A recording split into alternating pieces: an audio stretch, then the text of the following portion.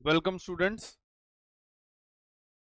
स्वागत है आप सभी लोगों का साइबर सिक्योरिटी के हमारे इस कोर्स में। और हम लोग जो है अपना साइबर सिक्योरिटी का एक मॉड्यूल कंप्लीट कर रहे हैं जिसका नाम है एथिकल हैकिंग। ठीक है जी।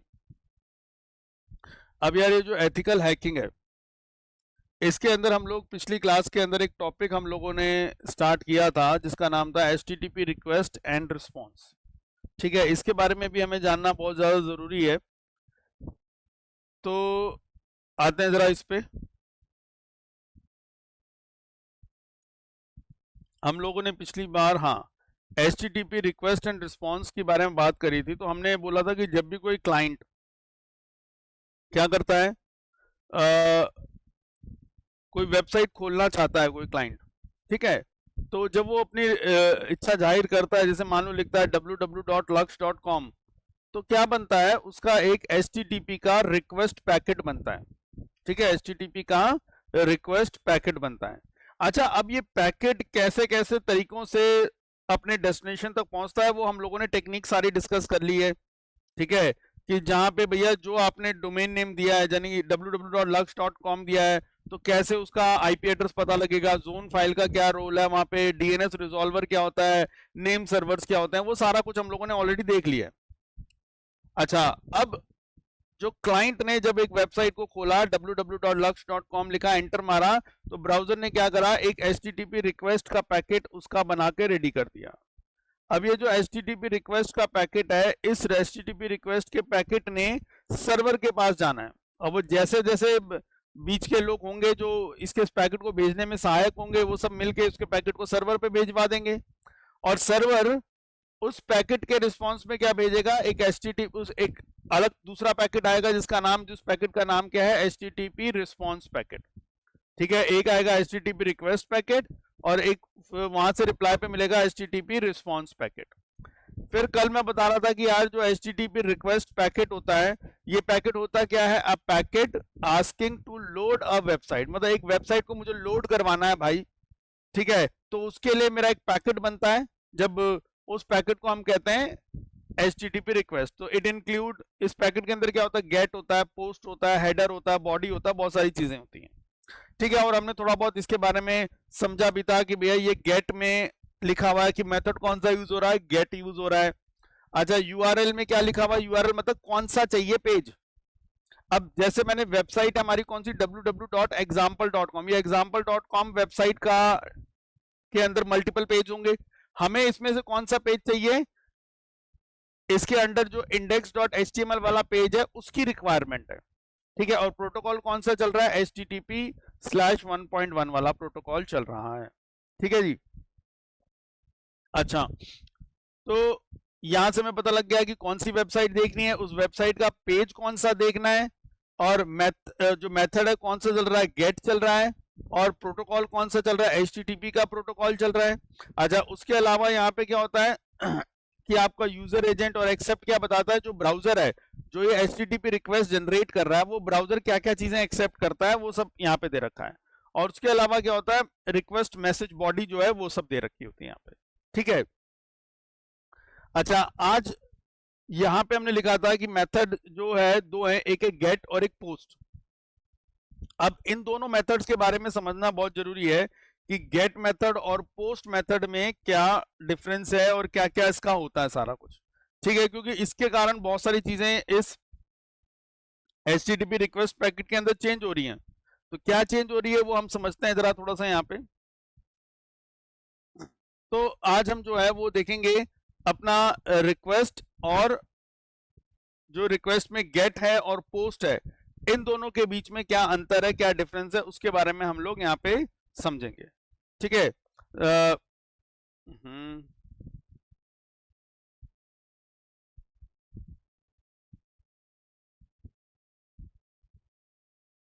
हम्म तो चलिए अब देखते हैं यहाँ पे। तो अब मेनली हमने यहाँ पे देखना है कि भैया जो गेट है और जो पोस्ट है, ठीक है, इसके बारे में हम थोड़ा सा जानने की कोशिश करेंगे कि गेट और पोस्ट में होता क्या है अपना। ठीक है, अब देखो यहाँ पे ऐसा मान लो कि यार अब जो गेट और पोस्ट के बीच के जो कोर डिफरेंसेस हैं उनके बारे में हम लोग बात करते हैं यहाँ पे। तो देखिए यहाँ पे हम बात कर रहे हैं गेट के बारे में और पोस्ट के बारे में। ये दो रिक्वेस्ट है, इनको थोड़ा ढंग से समझना हमारे लिए ज़रूरी है कि गेट क्या होता है और पोस्ट क्या होता है। अच्छा, अब ना यहाँ पे गेट और पोस्ट में पहली चीज़ क्या है कि जो डेटा है वो कहाँ पे होता है। तो यहाँ पे ध्यान रखिएगा कि गेट में जब आपका डेटा जाता है तो डेटा इज अपेंडेड, अपेंड मतलब ऐड हो जाना एंड में, ठीक है। तो data is appended to the URL, ठीक है। डेटा कहाँ पे अपेंड होता है तुम्हारा URL में। अच्छा, URL में जब डेटा अपेंड होता है उसको हम लोग कहते हैं क्वेरी स्ट्रिंग, ठीक है। अभी मैं बताऊंगा अभी कैसे अपेंड हो रहा है, कैसे उसमें नहीं हो रहा है वहां पे। अच्छा, अब लेकिन यहाँ पे पोस्ट वाले मेथड के अंदर यहाँ पे URL में डेटा अटैच होता है, लेकिन यहाँ पे अगर इसमें डेटा जा रहे हैं तो डेटा कहाँ होगा, data is placed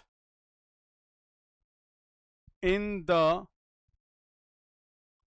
request body, ठीक है। आपको मैंने बताया था ना कि भैया जो आपका रिक्वेस्ट वाला पैकेट बनता है उसमें मेथड होता है, फिर क्या चीजें एक्सेप्ट हो रही हैं वो हो रहा, और एक बॉडी होता है, हेडर्स होते हैं, बॉडी होता है। जैसे हमने पिछली बार देखा भी था ना यहाँ पे इधर कि भैया इसमें क्या क्या होता है, गेट या पोस्ट हो गया, उसके बाद हेडर हो गया, उसके बाद बॉडी हो गया, ठीक है। और ये देखो इस जगह पे URL है, तो गेट के केस में डेटा इस URL के साथ अटैच हो जाएगा, लेकिन पोस्ट के केस में डेटा जो है वो मैसेज बॉडी के अंदर अटैच होगा, ठीक है। अभी कैसे कैसे डिफरेंस आएगा वो मैं डायग्राम भी बना के समझाऊंगा यहाँ पे। अच्छा, तो अब ये जब यहाँ पे URL में अटैच होके जा रहा है तो इस कारण से क्या होता है कि गेट वाला डेटा क्या होता है, that is visible to everyone, visible to everyone in the address bar. तो भाई जो तुम्हारी एड्रेस बार है उस एड्रेस बार में ये डेटा सबको विजिबल होता है, ठीक है। क्योंकि ये गेट वाला डेटा कहाँ जा रहा है, आपके URL में अटैच होके जा रहा है, तो ऑब्वियसली URL जो लिखते हैं ना जहाँ पे हम लोग www.lux.com वो वाली जगह आपका वहां पे URL डाला जाता है, तो वहां पे अटैच होके डेटा जाता है, तो भाई वहां पे जो डेटा डाला होता है सबको विजिबल होता है।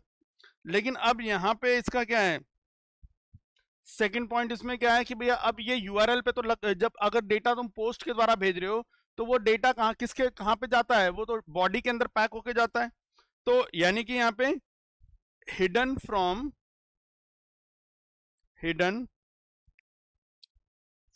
The URL, hidden from the URL होता है, ठीक है। अच्छा, लेकिन एक चीज यहाँ पे मैंने बोला, इसको ये बोलते हैं ना हिडन फ्रॉम URL है, ठीक है। लेकिन ये ध्यान से एक चीज यहाँ ध्यान रखना कि दो स्टिल स्निफेबल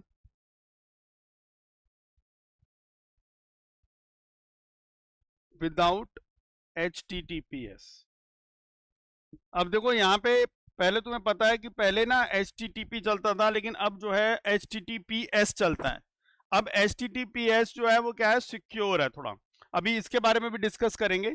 तो यहाँ बोल रहा है कि हिडन फ्रॉम द URL, अब ये पोस्ट के द्वारा अगर डेटा भेजोगे तो URL से तो हिडन रहेगा, लेकिन फिर भी वो कह रहा है कि अगर अभी HTTP वाला चलेगा तो भी उस डेटा को एक्सेस किया जा सकता है, ठीक है। तो भी उस डेटा को क्या किया जा सकता है, एक्सेस किया जा सकता है, ठीक है। तो ये दो पॉइंट समझ में आए। अच्छा, उसके बाद इसकी जो डेटा लिमिट, अब जो भाई आप URL के साथ डेटा अटैच करके भेज रहे हो तो कितना बड़ा डेटा भेज सकते हो, तो ना इसकी एक डेटा लिमिट है, ठीक। तो यहाँ पे हम बोल सकते हैं data limit is restricted by URL length, कि कहने का मतलब URL की जो लेंथ है, क्योंकि डेटा कहाँ किसके साथ अटैच होके जा रहा है, URL के साथ अटैच होके जा रहा है, तो भाई जो URL की जो मैक्सिमम लेंथ होती है यानी कि भाई यूआरएल के लिए उन्होंने कुछ मान लो कुछ लेंथ अलाउड कर दी कि भाई यूआरएल जो है वो इतना बड़ा हो सकता है। अच्छा, अब आपका यूआरएल मतलब मान लो लिखा www.lux.com। अब फॉर एग्जांपल के तौर पे मान लो एक छोटा सा एग्जांपल देते हैं कि भाई उन्होंने बोला है कि जो यूआरएल होगा वो 100 कैरेक्टर्स तक के अंदर होगा, मान लो ऐसा बोल दिया। ठीक है, जैसे जो भी डोमेन नेम जो होगा यूआरएल जो होगा वो कितने कैरेक्टर्स तक का होगा, वो होगा 100 कैरेक्टर्स तक का बस। अब भाई आपने लिखा है www.lux.com, तो भैया ये 100 कैरेक्टर्स तक तो नहीं हुआ ना, हाँ 100 कैरेक्टर्स के अंदर अंदर ही हो गया। अब मान लो इस यूआरएल के साथ डेटा अटैच हो रहा है, तो कितना डेटा इसके साथ और एक्स्ट्रा अटैच हो सकता है कि भाई यूआरएल की मान लो मैक्सिमम लिमिट 100 कैरेक्टर है, तो मैक्सिमम 100 कैरेक्टर्स तक का ही डेटा अटैच हो पाएगा ना। अब यूआरएल के साथ कुछ आप एक्स्ट्रा डेटा ऐड भी करोगे तो भी ज्यादा से ज्यादा कितना 100 कैरेक्टर्स के ऊपर तो नहीं जा पाओगे ना। तो उसी तरह से यूआरएल की भी एक डेटा लिमिट की लेंथ है। So data length is restricted by URL length. तो यूआरएल लेंथ जो होती है वो यूजुअली जो होती है वो अराउंड 2 KB की होती है। ठीक है, अच्छा अब यहाँ पे ये डेटा जो आपका जो भी डेटा जा रहा है वो यूआरएल के साथ जा रहा है, इसलिए लेंथ रिस्ट्रिक्टेड है यहाँ पे। लेकिन इसके केस में यानी कि जहाँ पोस्ट के केस में अब कोई फॉर्मल लिमिट है ही नहीं। ठीक है, तो नो फॉर्मल डेटा लिमिट, आप जितना मर्जी बड़ा डेटा भेज लो, कोई फॉर्मल डेटा लिमिट नहीं है। ठीक है, बट हाँ ये हो सकता है सर्वर के ऊपर डिपेंड करता है कि वो सर्वर क्या है कैसा नहीं है। ठीक है, अच्छा अब उसके बाद क्या है यहाँ पे,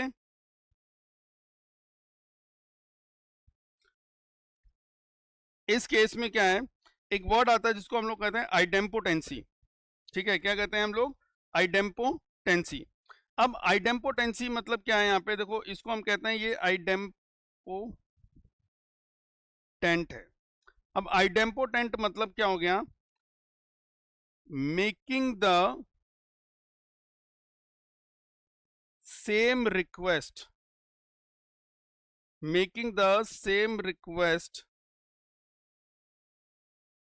twice has no side effect।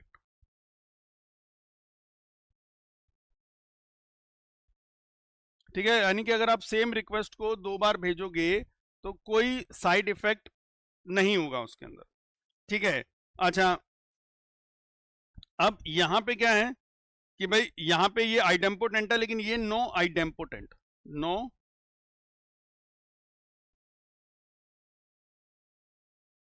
Idempotent. ठीक है, इसका मतलब क्या है, मेकिंग द सेम रिक्वेस्ट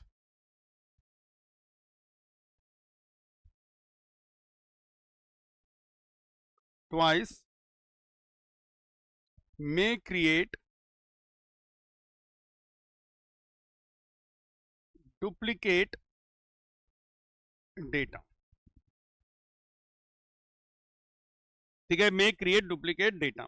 अब देखो ध्यान से यार, जैसे कई बार तुमने देखा ना कोई वेबसाइट होती है, ठीक है, अब उस वेबसाइट पे तुमने मान लो कुछ डेटा भरा, ठीक, अच्छा अब ना सपोज मान लो कुछ टाइम लग रहा होता तो कई बार आप रिफ्रेश दबाते हो, जैसे रिफ्रेश दबाते हो तो वो आपको एक मैसेज दिखा देता है कि भैया तुम रीसबमिट करना चाहते हो।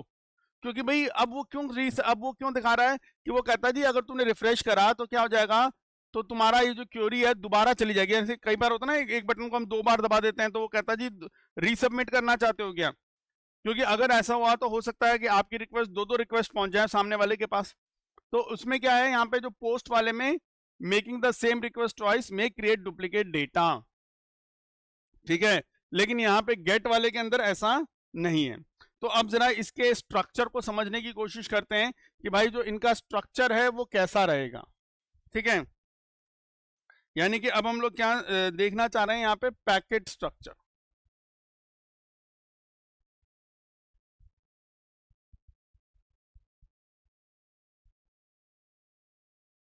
ठीक है, अब देखो एक हमारा गेट वाला पैकेट होगा और एक हमारा होगा पोस्ट वाला पैकेट। तो जरा देखेंगे भाई साहब इसमें किस हिसाब से बनता है ये पैकेट जो भी है। बस नाउ देखो जी अब हम बात करते हैं गेट वाले की। तो जैसे यहाँ पे मेथड लिखा हुआ है,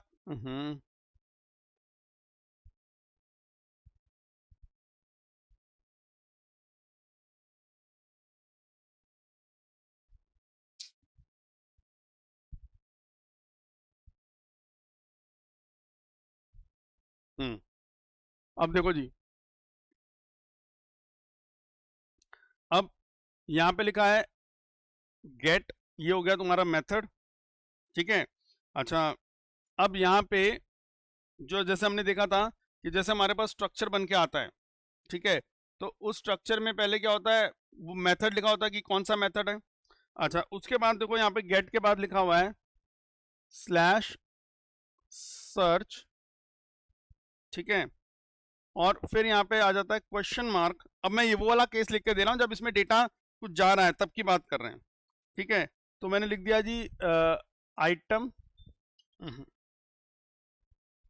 item is equal to shoes and colour equal to blue, ठीक है। और एक मिनट, थोड़ा सा इसको बड़ा साइज कर देते हैं, एक मिनट जी।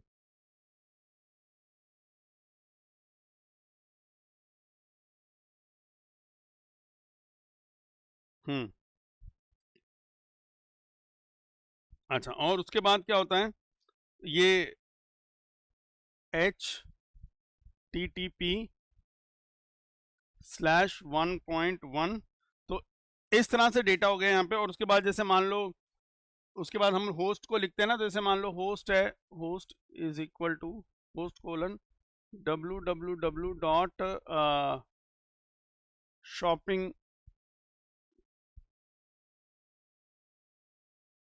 shopping.com, ठीक है, ये होस्ट हो गया।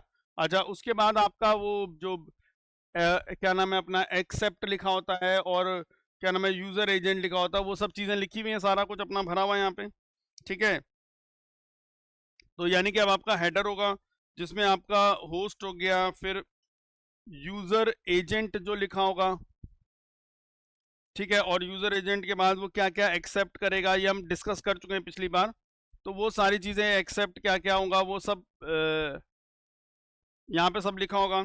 और लास्ट में क्या होगा तुम्हारा बॉडी, ठीक है। लेकिन अभी फिलहाल यहाँ पे बॉडी क्या है, एम्प्टी है। तो तीन पार्ट हो गए, एक तो तुम्हारा मेथड कौन सा रह गया, उसके बाद हेडर हो गया और ये बॉडी हो गया। तो तीन चीजें हो गई हमारे पास यहाँ पे, ठीक है। तो ये पार्ट हो गया तुम्हारा method plus URL plus protocol कौन सा जा रहा है वो सब पता लग जाता है यहाँ पे। ये पार्ट तुम्हारा क्या है, this is called as the header वाला पार्ट है, और ये पार्ट क्या है, बॉडी वाला पार्ट है। तो देखो अब जैसे मान लो आप ना, ये वेबसाइट है shopping.com, अब उसमें मान लो आपने ना कोई शूज सेलेक्ट किए ब्लू कलर के।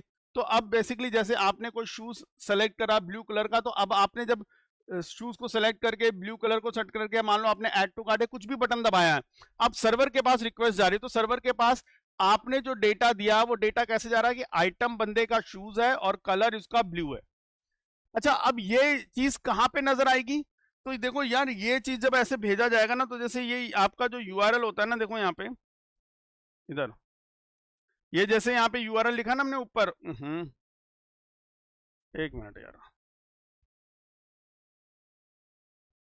ठीक है। अब जैसे ये यूआरएल है ऊपर है, तो जैसे यहाँ पे लिखा ना हमने, ये सपोज मान लो मैं लिख देता हूँ प्रीवियस ईयर CBSE, तो ये जो google.com, ये जो ये यूआरएल है तुम्हारा, ठीक है। अब तुम देखो, अरे तुम यहाँ पे देख भी लो, देखो इधर ध्यान से भी देखो, अगर तुम थोड़ा सा ध्यान से देखोगे तो यहाँ पे क्या लिखा आ रहा है, देखो इधर एक मिनट यार, यूआरएल पे देखो क्या लिखा हुआ आ रहा है, देखो यहाँ लिखा हुआ है https www.google.com search colon question mark is equal to, देखो q इज इक्वल टू, यानी एक वेरिएबल है q, उसके अंदर CBSE plus previous year plus ये सब डेटा जा रहा है, ठीक है। तो एक वेरिएबल है q, उसके अंदर ये सारी वैल्यूज जा रही हैं। एक वेरिएबल है RLZ, उसके अंदर 1C1 ये कुछ ऐसे जा रहा है यहाँ पे, ठीक है। और देख रहे हो यहाँ पे ये अलग अलग तरह के डेटा उसके साथ अटैच होके जा रहे हैं यहाँ पे, ठीक है। तो ये सर्च क्वेश्चन के मार्क के बाद ये जितना भी डेटा है ये सारा मुझे दिखाई दे रहा है ना डेटा। अच्छा मैं कहूंगा डेटा तो दिख रहा है लेकिन यार कुछ अजीब अजीब सा दिख रहा है, इससे मुझे पता क्या लग रहा है भाई ढंग से। एक्चुअल में चक्कर ये है कि अभी यहाँ पे जो पहली बात हमें क्लियर हुई, जो डेटा जो जा रहा है वो गेट के द्वारा जा रहा है, ठीक है। अच्छा दूसरा हमें क्या दिख रहा है यहाँ पे लगा हुआ है HTTPS, ये HTTP नहीं है, HTTPS है। तो ये जो S है ये S होता है सिक्योरिटी के लिए। तो ये डेटा को आपके ना इंक्रिप्शन परफॉर्म करके फिर भेजता है डेटा उसको। अगर ये HTTPS ना होके HTTP होता तो जो तुम्हारा डेटा यहाँ जा रहा है वो मुझे दिख रहा होता सारा कि क्या क्या डेटा जा रहा है वहां पे, ठीक है। तो इसलिए मैंने बोला कि भैया यहाँ पे गेट वाले में इस तरह से काम होता है। अच्छा अब हमने कहा चलो गेट का हो गया भाई साहब, अब ये पोस्ट का क्या हिसाब किताब है, पोस्ट में कैसे जाएगा वो बताओ जी। तो चलो जी पोस्ट का भी देखते हैं कि पोस्ट में किस हिसाब से जा रहा है। तो ये उठाते हैं एक,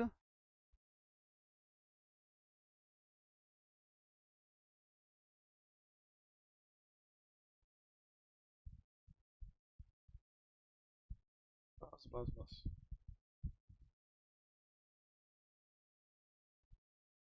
ठीक है। तो चलो अब पोस्ट को भी देख लेते हैं कि भाई साहब पोस्ट में यही चीज कैसे काम करती है यहाँ पे, ठीक है।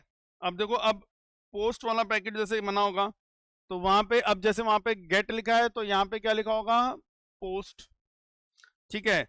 अच्छा वहां पे सपोज मान लो लिखा होगा स्लैश मान लो अपडेट डैश आइटम, ठीक है। और यहाँ पे लिखा होगा HTTP:/1.1 जो सॉरी HTTP/1.1। एक मिनट ये कोलन हटा देता हूँ यहाँ से जरा,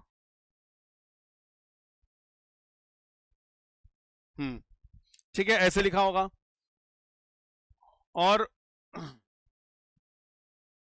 इसके बाद जो होस्ट होता है वो जैसे होस्ट हो गया हमारे पास www.shopping.com, ठीक है। फिर वही बागे यूजर एजेंट क्या है, ठीक है, एक्सेप्ट क्या क्या करता है वो सब जानकारी जो है वो सब जाएंगी यहाँ पे। और नीचे जो बॉडी है वहां पे होगा ये इंफॉर्मेशन लिखी होगी कि भैया बॉडी वाले पार्ट में item is equal to shoes and colour is equal to blue, ठीक है।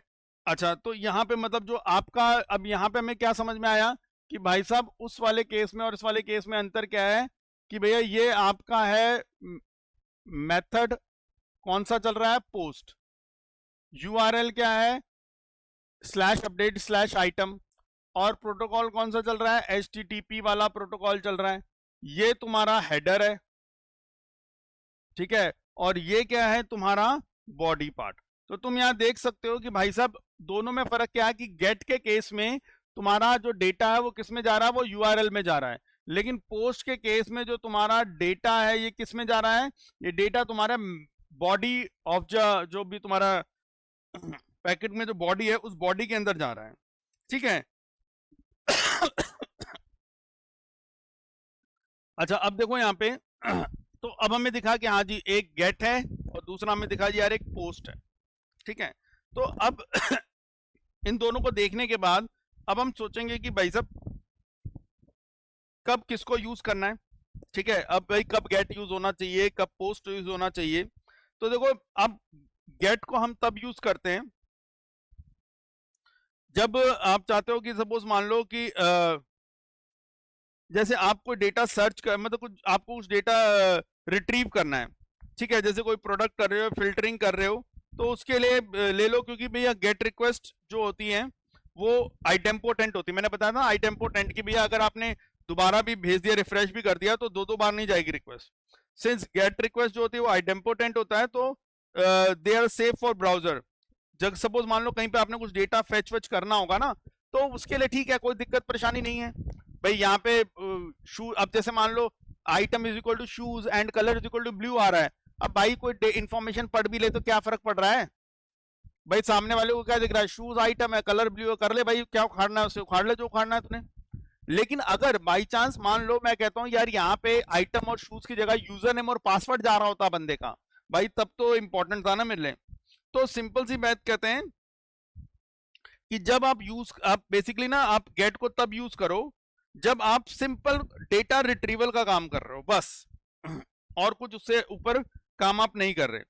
ठीक है, अब पोस्ट के अंदर क्या होता है कि जैसे सपोज मान लो आप कोई इंपॉर्टेंट डेटा भेज रहे हो, ठीक है, जैसे सपोज मान लो कि भाई कोई तुम कुछ, जैसे आप ऐसा कर लो कि मान लो तुम कुछ चेंज कर रहे हो, देखो यहाँ पे गेट में क्या है, रिट्रीव कर रहे हैं सिर्फ डेटा, क्या कर रहे हैं, रिट्रीव कर रहे हैं डेटा, ठीक है, तब तो गेट लगा लो। लेकिन भाई साहब अगर आप कुछ चेंज कर रहे हो डेटा में, यानी कि सर्वर में जो तुम्हारा डेटा है उसके अंदर कुछ चेंज करना है, जैसे आप पासवर्ड सबमिट कर रहे हो या अपना कोई फोटो अपलोड कर रहे हो या अपना कोई कमेंट डिलीट कर रहे हो, कुछ भी तुम एक्सवाइजर ऐसा काम कर रहे हो, यानी कि एक तरह से जो सर्वर के पास तुम्हारा जो डेटा पड़ा हुआ उस डेटा के अंदर आपने अपडेशन का काम करना है, उस डेटा को आप डिलीट कर रहे हो, उस डेटा को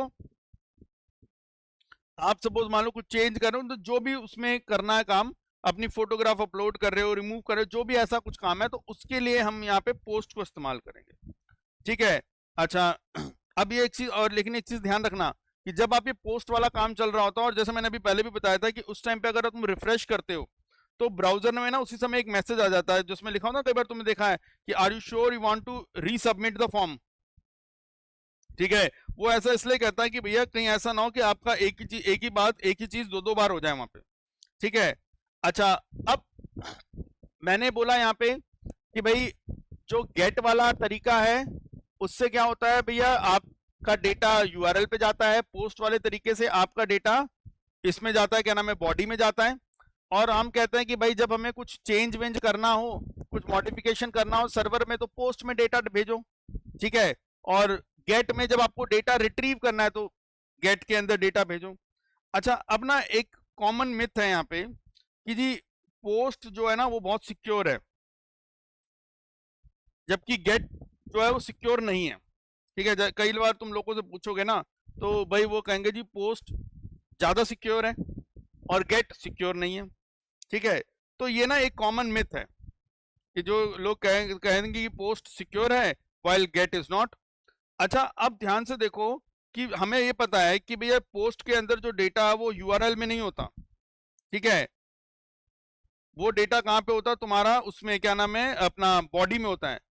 लेकिन उसके बावजूद भी जो है ना तुम्हारा जो है डेटा जो होता है वो प्लेन टेक्स्ट की फॉर्म में होता है ना भाई, चाहे वो डेटा यहाँ पे है तब भी लिखा हुआ item equal to shoes and colour is equal to blue. अब यहाँ पे भी डेटा लिखा तो प्लेन टेक्स्ट की फॉर्म में ही है। ठीक है, तो यहाँ पे क्या चीज होता है कि भाई चाहे तुम गेट के द्वारा भेज रहे हो या पोस्ट के द्वारा भेज रहे हो, दोनों केसेस में डेटा अलग अलग जगह पे जा रहा है, अलग अलग जगह पे बैठ के जा रहा है। ठीक है, पोस्ट के केस में वो यूआरएल पे डेटा नहीं होता। ठीक है, लेकिन सपोज मान लो आपके यूआरएल पे डेटा नहीं है तो यानी कि आपका ब्राउजर की हिस्ट्री में नहीं मिलेगा, लेकिन both are completely plain text की फॉर्म में होता है। और प्लेन टेक्स्ट की फॉर्म में होने के कारण ये हैकर्स जो है इसको एक्सेस करने की कोशिश, अगर हैकर ने उस पैकेट को एक्सेस किया तो वो पढ़ लेगा उस डेटा को। ठीक है, सो इस कारण से क्या होता है ना, देखो यहाँ पे अगर तुम ध्यान से देखोगे तो इसके लिए क्या दिया जाता है, अब तुमने अभी मैंने गूगल वाला जो दिखाया उसमें देखो गूगल डेटा भेज रहा है कौन से वाले तरीके से, गेट वाले तरीके से। क्योंकि देखो वो सारा जो डेटा है आपको कहाँ दिख रहा है, वो सारा का सारा डेटा आपको यूआरएल पे ही दिख रहा है ना। लेकिन क्या इस डेटा को देखकर कुछ समझ आ रहा है, ये क्या RLZ में क्या डाल दिया भाई बंदे ने, ये OQ के अंदर क्या डाल दिया, ICRP हो क्या, जा क्या रहा भाई साहब, यहाँ के अंदर इतना सब डेटा चला गया, देखो इतना सारा डेटा चला गया भाई साहब, कुछ समझ ही नहीं आ रहा क्या चला गया, देखो रुक भी नहीं रहा। अब भाई मैंने कहा कि भाई साहब क्या क्या डेटा यहाँ पे भेज दिया इधर से उधर, इतना सारा डेटा भेज दिया, हम यार समझ ही नहीं आ रहा इतना सारा डेटा, तो यानी कि गूगल भी तो भेज रहा है। अच्छा अब गूगल यहाँ पे बस मैंने जो बताया था, देखो ये जो प्रोटोकॉल है HTTPS लिखा हुआ है, यही यहाँ पे सारा गेम चेंजर है। ये क्या कर रहा है कि जो HTTPS है ये आपके पैकेट को इनक्रिप्टेड फॉर्म में भेजता है। ठीक है, तो यानी कि अगर आप HTTPS का इस्तेमाल करेंगे तभी काम बनेगा, क्योंकि HTTPS क्या करता है, इनक्रिप्ट करता है एंटायर पैकेट को, ताकि वो बंदे के पास जब जाएगा तो ढंग तरीके से उसके पास पहुंचे वहां पे। ठीक है, तो ये चीज का ध्यान रखना है यहाँ पे। तो अभी हम लोगों ने देखा कि हाँ भाई ये दोनों ऑप्शन ठीक है भाई, चाहे आप गेट से भेजो और पोस्ट से डेटा भेजो, लेकिन मेन मुद्दा क्या है कि भैया ऐसा मत समझना कि मैंने गेट से डेटा भेजा तो वो अनसिक्योर हो गया और पोस्ट से डेटा भेजा तो वो सिक्योर हो गया बहुत ज्यादा। अब देखो जैसे सपोज मान लो, एक छोटा सा मैं चीज करके दिखाता हूं तुम्हें, ठीक है। एक वेबसाइट खोलते हैं हम लोग,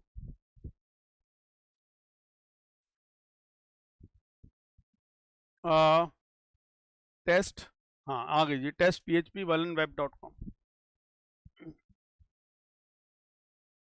एक मिनट रुको।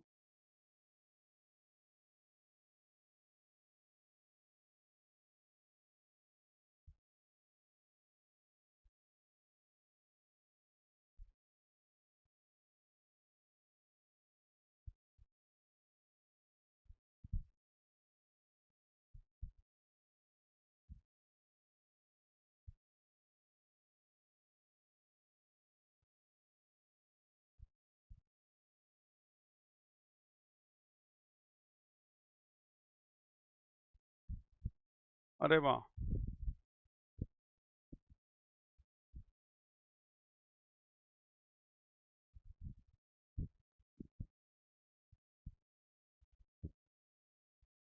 चलो भाई अभी तो फिलहाल इन्होंने उसका कुछ काम कर दिया इस वेबसाइट का।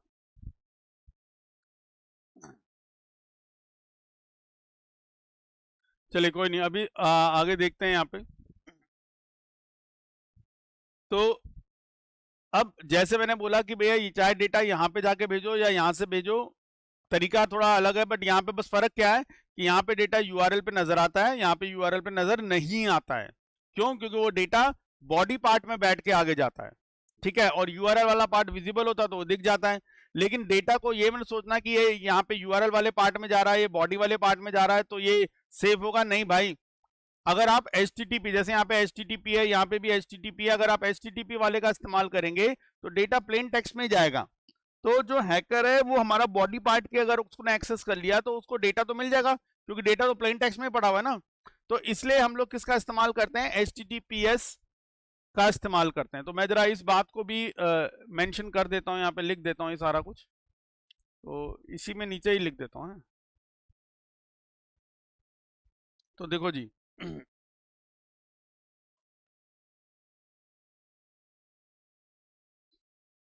हाँ, तो जैसे मैंने बोला कि एक कॉमन मेथ है, it is a common myth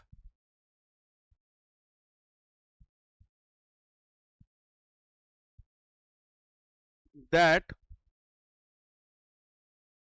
post is secure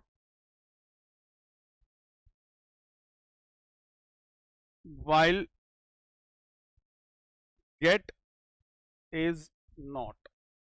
ठीक है, तो भैया एक कॉमन मिथ है कि पोस्ट सिक्योर होता है और गेट सिक्योर नहीं होता, जैसे हमने भी बात करी है।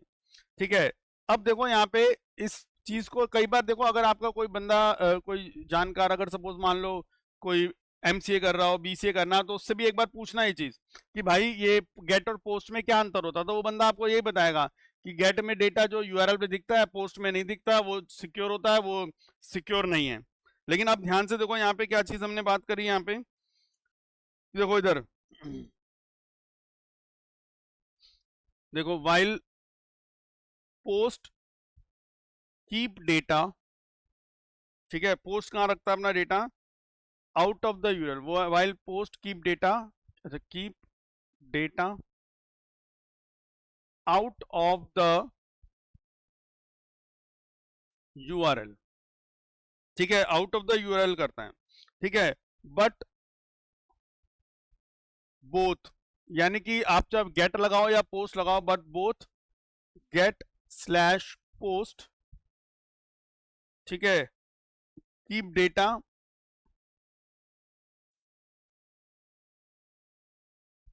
इन प्लेन टेक्स्ट। लेकिन दोनों में डेटा किस में होता है, प्लेन टेक्स्ट फॉर्म में होता है भाई। सो अब प्लेन टेक्स्ट फॉर्म में होगा तो एंड वल्नरेबल टू हैकर्स। ठीक है भाई, हैकर के लिए ज्यादा बढ़िया है, प्लेन टेक्स्ट में उसको डेटा मिल जाएगा, काम खत्म। अब अनलेस, अगर आप अनलेस यू यूज HTTPS, ठीक है, सिक्योर सॉकेट लेयर, TLS होता हमारा, ठीक है, या इसको सिंपल अभी इतना ही ध्यान रख लो, HTTPS, इस पर कंफ्यूज हो गए। ठीक है, तो HTTPS to encrypt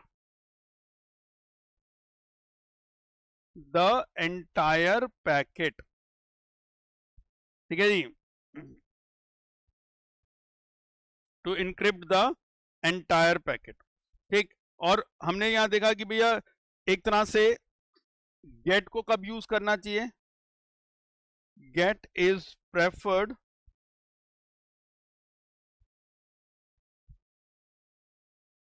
when you are just retrieving data. जब आप सिंपल तो डेटा जो है ना वो क्या कर रहे हो, रिट्रीव कर रहे हो, रिट्रीविंग डेटा कर रहे हो, तब आपको गेट को यूज कर लेना चाहिए।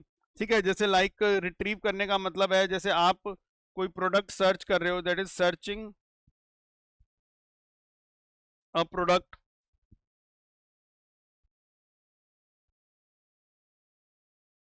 ठीक है, या सपोज मान लो आप किसी पेज पे जा रहे हो या कुछ भी, जो भी आप गेट लगाना है।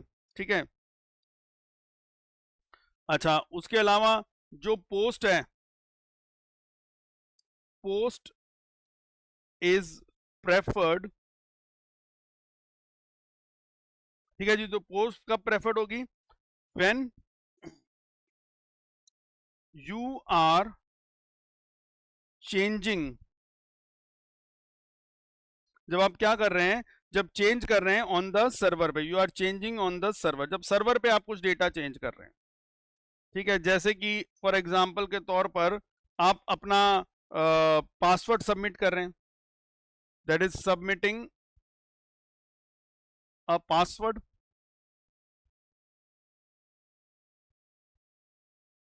ठीक है, कि भाई आप अपना पासवर्ड सबमिट कर रहे हैं, या आप अपलोड कर रहे हैं अपनी photo, uploading,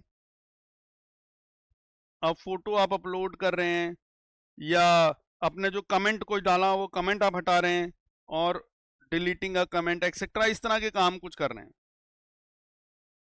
deleting a comment. तो भाई इस तरह की चीजें अगर तुम कुछ कर रहे हो तो उसके लिए पोस्ट वाला काम, यानी कि जहां पे आपको सर्वर में कुछ अपडेशन करनी है, सर्वर में नया डेटा डालना है, सर्वर के अंदर जो डेटा पड़ा हुआ है उसको अपडेट करना है, या सर्वर के अंदर जो डेटा पड़ा हुआ है उसको डिलीट करना है, तो गेट लगाओ। लेकिन जब सपोज आपको सर्वर के अंदर के डेटा को एक्सेस करना है कुछ वैसा, तो वहां पे मतलब कुछ आपको सर्च करना है, कुछ रिट्रीव करना है वहां पे डेटा, तो तब गेट को रखो। पर मेन चीज है कि भैया सिक्योरिटी किससे मिलेगी, HTTPS वाला प्रोटोकॉल यूज करोगे तो ही सिक्योरिटी मिलेगी। अब तुमने देख भी लिया गूगल वाला भी अभी पोस्ट गेट वाला मेथड यूज कर रहा है, जो गूगल में अभी हमने देखा था ना URL, उसमें भी वो क्या कर रहा है, वो गेट वाला मेथड ही तो यूज कर रहा है भाई। बट वहां पे मेन कौन रोल प्ले कर रहा है डेटा को सिक्योर रखने का, वो HTTPS वाला सिक्योर रख रहा है मेन। ठीक है, अच्छा अब हमने यहां देख लिया कि भाई हमारे पास गेट है, पोस्ट है, तो अब ये तो अगर हमारे पास रिक्वेस्ट का, अब उसके बाद क्या होता है, HTTP रिस्पॉन्स भी तो होता है यहाँ पे। तो भाई अब रिक्वेस्ट आया, अब उसके पास क्या आएगा, HTTP रिस्पॉन्स भी भेजेगा सामने वाला। अब रिस्पॉन्स का मतलब है कि भैया अब रिस्पॉन्स जो है वो एक पैकेट है जो परमिशन दे रहा है to access the website and content. तो इसके बारे में हम बोल सकते हैं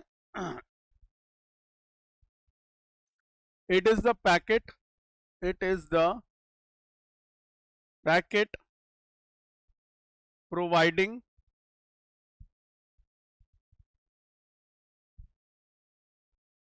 permission to access the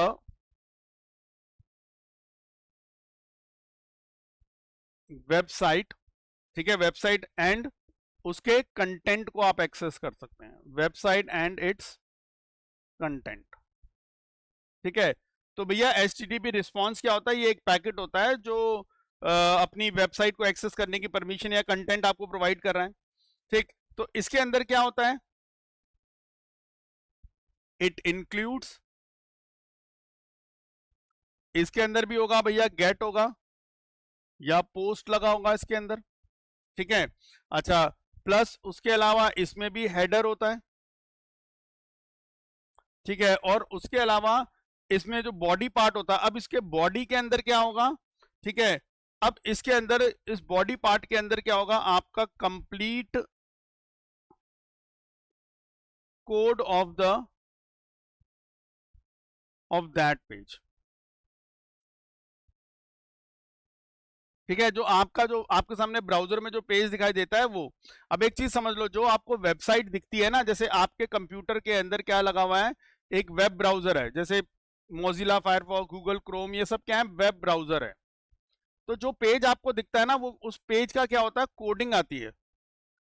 जो आपको पेज मिलता है उस पेज की कोडिंग आती है। अब ये कोडिंग किसके पास आती है? ब्राउजर के पास।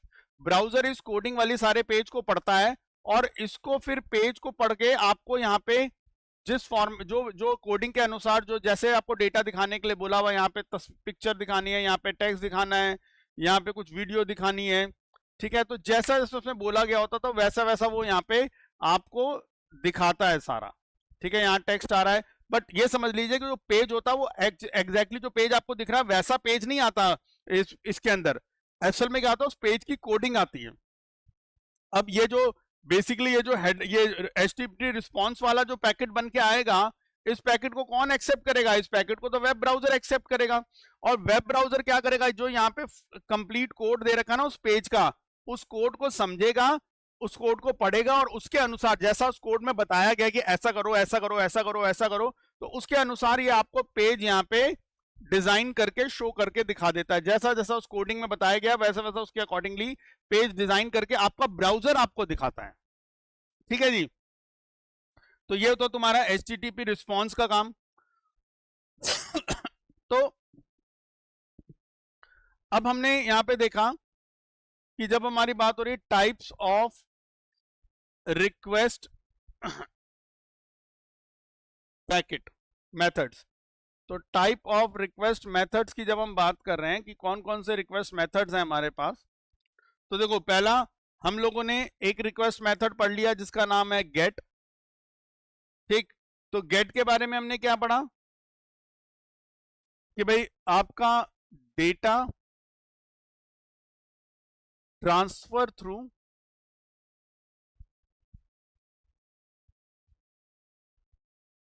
URL, डेटा कहां से ट्रांसफर होगा? आपका URL। इजिली विजिबल, ऑब्वियस बात है, इजिली विजिबल है, मेरे को वहीं पे सामने दिख रहा है सारा। ठीक है, इजिली विजिबल है। अच्छा, उसके बाद दूसरा हमने देखा जो है पोस्ट। ठीक, अब पोस्ट के बारे में क्या कर रहे हैं कि भाई पोस्ट वाले केस में क्या होता है? सेंड्स। पोस्ट में क्या होगा कि जो भी यूजर इंफॉर्मेशन है, send user information and files, कहां पे भेजेगा? In the body part, body वाला जो पार्ट है उसमें जाएगा, इन द बॉडी। ठीक है, टू सर्वर। तो भाई यहाँ पे सारा डेटा बॉडी पार्ट में जाएगा सर्वर्स के पास। अच्छा, तीसरा यहाँ पे ना, अभी हमने ये दो तो पढ़ लिए जो जनरली यूज होते हैं, लेकिन दो और हैं जो थोड़े खतरनाक से हैं। अब वो है, एक है पुट। अब देखो, ये पुट वाला क्या करता है? देखो ध्यान से, replaces all current representation, replaces all current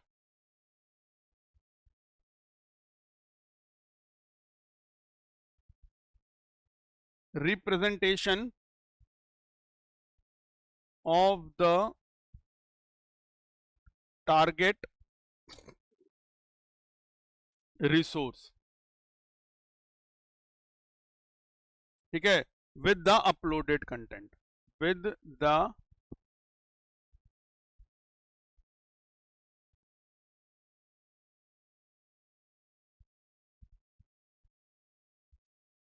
इसको थोड़ा साफ करके लिख देते हैं भाई।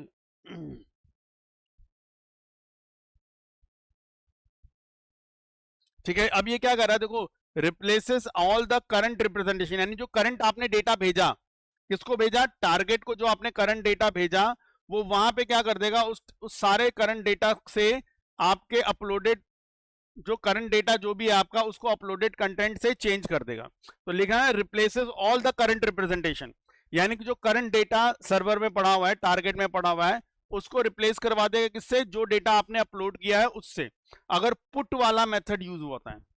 एक और यहाँ पे मेथड यूज होता है जिसका नाम है delete.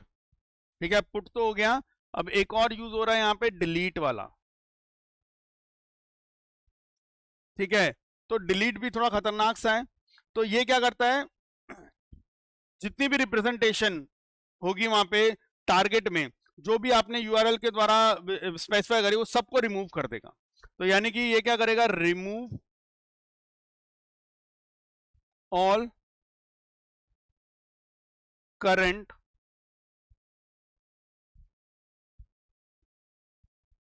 Representation of the target. ठीक है, remove all the current representation of the target resource given by the URL, जो भी यूआरएल के अंदर जो भी आपको इंफो रिप्रेजेंटेशन दिए है वो सब। तो एक तरह से यार ये तो दोनों डेटा वेटा के लिए, सिंपल फैच वेच के लिए जो हो गया, ये पुट खतरनाक है। क्यों? क्योंकि ये तुम्हारा जो भी अपलोडेड कंटेंट है उससे क्या होगा, जो करंट कंटेंट है टारगेट में उसको रिप्लेस कर देगा। डिलीट वाला भी खतरनाक है, क्यों? क्योंकि ये क्या करेगा कि जिन जिन के बारे में आपने मेंशन करा है यूआरएल में, उन सारी करंट रिप्रेजेंटेशन को टारगेट वाली मशीन से रिमूव कर देगा। ठीक है जी, तो इनके बारे में भी पता होना चाहिए कि हाँ भाई पुट और डिलीट भी है। वैसे जनरली गेट और पोस्ट का इस्तेमाल करते हैं, पुट और डिलीट कम ही इस्तेमाल करते हैं, बट ये भी होते हैं, तो ये पता होना चाहिए कि हाँ भाई ये भी है हमारे सामने। ठीक है, तो ये हमने देखा HTTP रिक्वेस्ट और रिस्पॉन्स से रिलेटेड कैसे हमने काम करना है, उसके बारे में हम लोगों ने देखा। ठीक है, तो इस तरह से हमने कुछ काम किया। ठीक, नेक्स्ट में हम लोग कुछ अपना काली को थोड़ा बहुत यूज करना स्टार्ट करेंगे। ठीक जी, तो चलिए बच्चों, आज की क्लास यहीं पे फिनिश करते हैं। आई होप आपको ये सब बातें समझ में आई होंगी। नेक्स्ट क्लास में हम इसके आगे कंटिन्यू करेंगे। So thank you very much and have a nice day. मिलते हैं आपसे नेक्स्ट क्लास में, तब तक के लिए goodbye and take care.